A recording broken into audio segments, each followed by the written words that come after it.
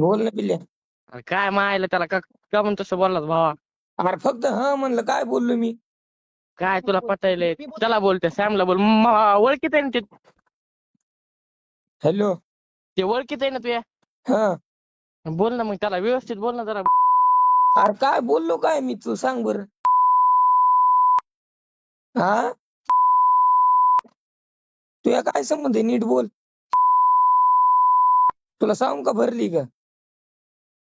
दुसरा शब्द रॉंग पडला. स्वाश्या हा, गबस तू गबस थांब गबस गबस. रॉंग पडला शब्द. काय म्हणलास? काय म्हणलो? आता कुठेस? नांदेड. या मग परत. हो येतो. तेच म्हणलं लय गांड भरली आणि करू नको. आणि तू तू तुया काय संबंध मला बोलायचं?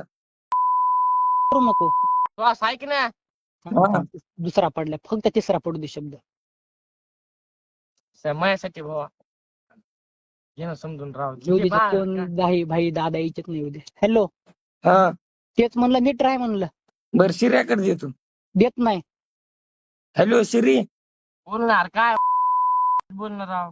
अरे काय बोललो मी? झोपेतून उठलो, तुला सांगायलो काय? तू येणार त्याच्या भांडणात? जाऊ कशाला उगत मी मला हाणणार.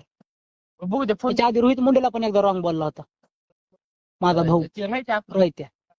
एक 2 शब्द रॉंग बोललाय, 3 शब्द रॉंग बोललाय. हे